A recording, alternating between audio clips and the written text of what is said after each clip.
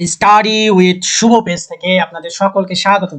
তৃপ্তি সহকারে ইংরেজি শিখি ডেইলি ভোকাবুলারি প্র্যাকটিস। আজকের পর্ব 5। আজকে আমরা আলোচনা করব অ্যাবেট।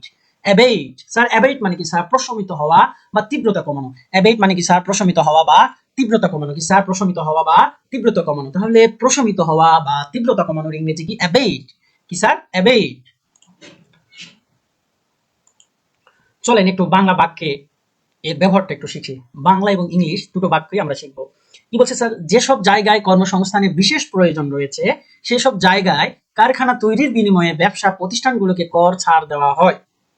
স্যার, এই বাক্যে আমরা একটু ইংলিশে ট্রান্সলেট করার চেষ্টা করবো। দেখেন তো কি বলছে? যেসব জায়গায় কর্মসংস্থানের বিশেষ প্রয়োজন রয়েছে সেসব জায়গায় কারখানা তৈরির বিনিময়ে ব্যবসা প্রতিষ্ঠানগুলোকে কর ছাড় দেওয়া হয়।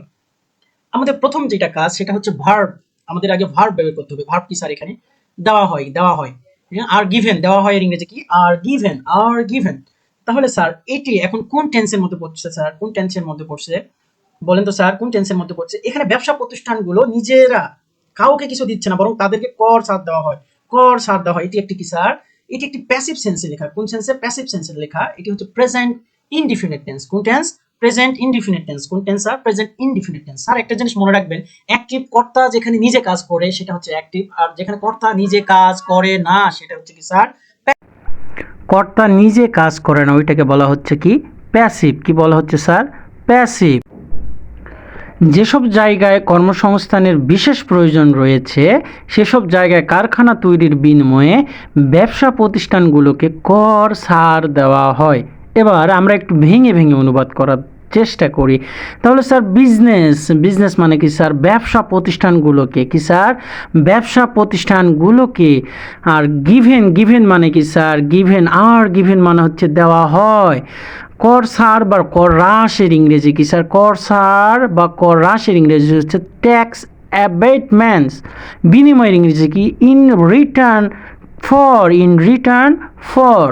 বিল্ডিং বিল্ডিং ফ্যাক্টরিজ মানে কি স্যার? কারখানা তৈরি করার। ইন প্লেস এমন সব জায়গায়। যেখানে দেয়ার ইজ মানে কি স্যার? দেয়ার ইজ মানে আছে।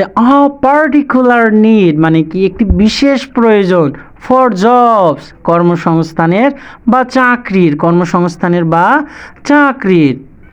পুরো ইংরেজি বাক্যটা দাঁড়ালো, business are given tax abatements in return for building factories in place where there is a particular need for jobs. আমরা এগুলো টেন্সও শিখলাম, কিছু ইংরেজির অর্থও শিখলাম এবং বাক্যে কিভাবে প্রয়োগ করতে হয় সেগুলোও শিখলাম। এখন আমরা দ্বিতীয় অংশে যাই। আমাদের আর একটা বাক্য আমরা শিখি। দেখেন, ভালো আবহাওয়া ফিরে আসতে শুরু করলে খারাপ আবহাওয়া শান্ত হয়। স্যার এখানে কি হচ্ছে? বাক্যটা পুরোপুরিভাবে সাজালে কি হচ্ছে? যে যখন ভালো আবহাওয়া ফিরে আসে তখন খারাপ আবহাওয়া কি হয়? শান্ত হয়। খারাপ আবহাওয়া কি হয়? শান্ত হয়। তাহলে বেড ওয়েদার মানে কি স্যার? খারাপ আবহাওয়া। ভালো আবহাওয়ার ইংরেজি কি স্যার? Good weather.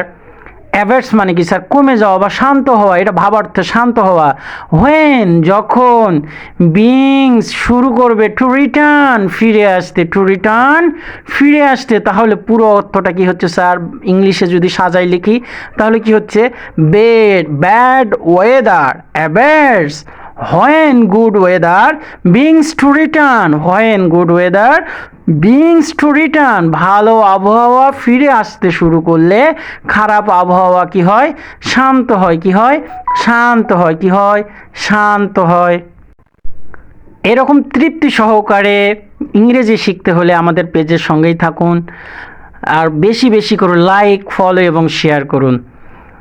আমরা আরেকবার একটু দেখার চেষ্টা করি ভালো আবহাওয়ার ইংরেজি। আমরা সবাই জানি ওয়েদার মানে আবহাওয়া, তাহলে গুড মানে ভালো, তাহলে গুড ওয়েদার মানে কি? ভালো আবহাওয়া। অ্যাভার্টস মানে কি? কমে যাওয়া। ভাবার্থ হচ্ছে শান্ত হয়। যখন। গুড ওয়েদার মানে কি? ভালো আবহাওয়া। বিংস মানে কি?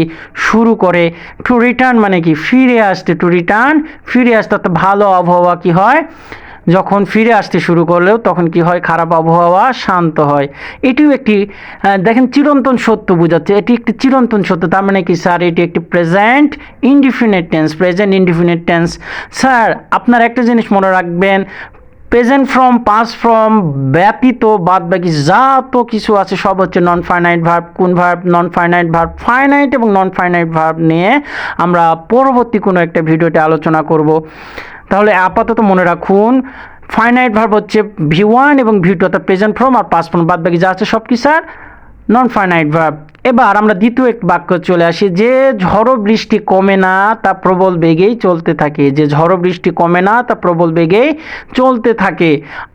তাহলে একটি ঝড়ো বৃষ্টি ইংরেজি কি স্যার? এ রেইনস স্টর্ম। এ রেইন স্টর্ম কি স্যার? একটি ঝড়ো বৃষ্টি। রেইন স্টর্ম কি? একটি ঝড়ো বৃষ্টি। দ্যাট যা ডাজ নট লেট আপ কমে না বা থামে না।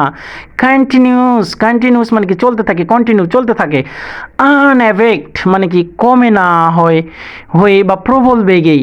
তাহলে কি হচ্ছে স্যার? তাহলে কি হচ্ছে?